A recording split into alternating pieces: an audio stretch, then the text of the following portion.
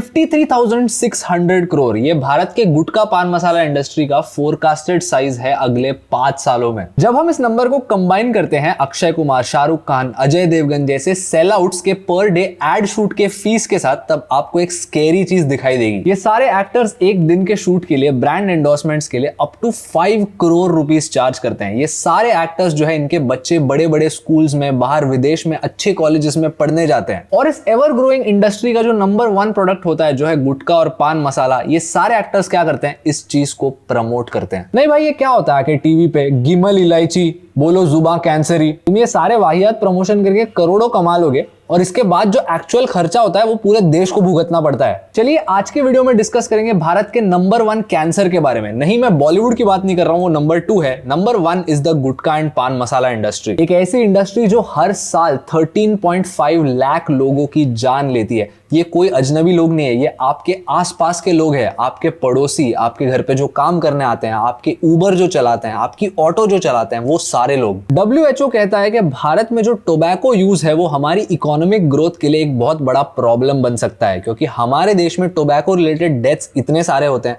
हमारे देश में टोबैको जो है वो इतना सस्ता मिलता है। और एक और खतरनाक नंबर ये है कि भारत में 267 मिलियन लोग टोबैको यूज करते हैं, और ये अडल्ट्स भी नहीं है, 15 साल से ऊपर के लोग का डेटा है ये, वो भी 2016 का। पर भाई हमको तो टोबैको से इतना सारा टैक्स रेवेन्यू मिलता है, उसका क्या? ये सेंटिमेंट मैं बहुत अच्छे से समझ सकता हूं, लेकिन चलो फैक्ट्स पर आते हैं, आपका पॉइंट ऑफ व्यू बदल जाएगा। 2017 में भारत ने टोबैको से रफली $6.5 बिलियन कमाए टैक्स में। लेकिन 2017-18 साल में जब वर्ल्ड हेल्थ ऑर्गेनाइजेशन ने टोबैको यूज का इकोनॉमिक कॉस्ट कैलकुलेट किया, इंडिया में ये नंबर आया $27.5 billion, which was more than 4 times the tax revenue of tobacco. अब ये इकोनॉमिक कॉस्ट क्या होता है वो समझिए। इकोनॉमिक कॉस्ट जो होता है वो अलग अलग टाइप से होता है। मान लो लोग बहुत सारा टोबैको यूज करते हैं और वो पैसा सेव नहीं करते, उस पैसों से अपने बच्चों की पढ़ाई नहीं करवाते, तो इससे एक देश पर जो कॉस्ट पड़ता है वो। या फिर मान लो एक बंदा टोबैको यूज करता है और वो 50 साल की उम्र तक मर जाता है। अगर वो बंदा टोबैको ना यूज करे और उसकी लाइफ एक्सपेक्टेंसी 70 साल तक होती है,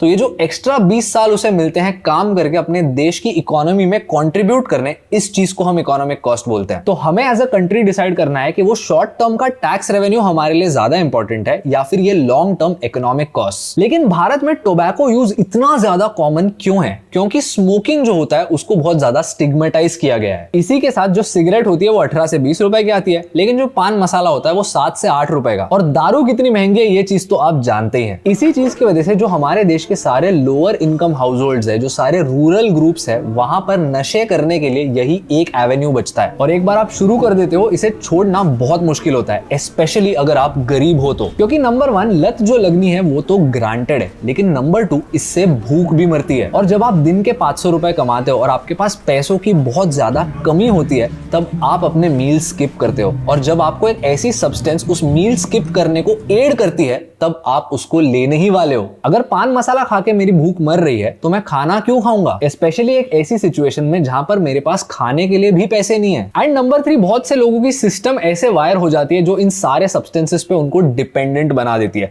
जैसे आपको पता होगा कुछ ऐसे लोग होते हैं जो आपको बताएंगे कि अगर वो सुबह सिगरेट नहीं पीते तो उनको टॉयलेट जाने नहीं होता। एक बार आपके बॉडी को ऐसे एक रूटीन की आदत पड़ जाती है तो आप बहुत ज्यादा डिपेंडेंट हो जाते हो, इसलिए छोड़ना और भी मुश्किल होता है। And to add to this, जो सारे आपके इंस्पिरेशंस हैं, जैसे बड़े बड़े एक्टर्स, क्रिकेटर्स, सेलिब्रिटीज, ये इन सारे प्रोडक्ट्स को जब प्रमोट करते हैं, तब आपको लगता है कि यार ठीक है, कितना ही बुरा होगा। अक्षय कुमार ने अगर बोला है कि गुटखा खाना सही है तो सही होगा। ये आपको शायद सुनने में बहुत सिली लग रहा होगा, लेकिन जब आप एक छोटे शहर में, एक गांव में रहते हैं, तब ये सारी चीजें आपको अफेक्ट करती हैं। भारत में आज भी कई सारे ऐसे रीजन्स हैं जहां पे लोग एक्टर्स और क्रिकेटर्स की बातों को बहुत ज्यादा सीरियसली लेते हैं। But here's a personal opinion, I don't think आपने किसी भी एक्टर, क्रिकेटर, सेलिब्रिटी को कभी भी सीरियसली लेना है। अगर आपको किसी को सीरियसली लेना है, आपने visionaries, CEOs, businessman, entrepreneurs, educators, ऐसे लोगों को सीरियसली लेना है। क्योंकि देखिए, एक एक्टर जब एक एड करता है, उससे उसका घर नहीं चलता, उससे वो नए घर खरीदता है, वो भी 2 से 3। उस एड की जो फीस उसे मिलती है, उसके 0.1% खर्च करने से वो अपने बच्चों को टॉप यूनिवर्सिटीज में पढ़ने भेजता है। आज के तारीख में एक सेलिब्रिटी सेलिब्रिटी की लाइफ इतनी ज्यादा बबल्ड अप है कि उन्हें बिल्कुल नहीं पता असली दुनिया कैसे होती है। वो तो अपने प्रमोशन करके पैसे लेके निकल जाएंगे, लेकिन इसका जो इकोनॉमिक कॉस्ट पड़ेगा वो आप पर पड़ेगा और आपके बच्चों पर, हमारे नेक्स्ट जनरेशन पर और हमारे देश पर। एक एक्टर अपनी मर्सिडीज या अपने प्राइवेट जेट में बैठ के एक जगह से दूसरी जगह जाएगा, लेकिन आप और हम जब लोकल ट्रेन से जाएंगे और दीवारों पे वो लाल लाल गुटके के निशान देखेंगे तो दिमाग हमारा खराब होगा। इन सारे लाल निशानों को देखने के बाद बाहर के देशों से जो इंडिया आते हैं घूमने के लिए, वो देख के बोलेंगे कि यार नहीं, ये देश तो बहुत गंदा है, यहाँ पे इतना सारा कूड़ा है, इतना सारा कचरा है, लोग हर जगह थूकते हैं,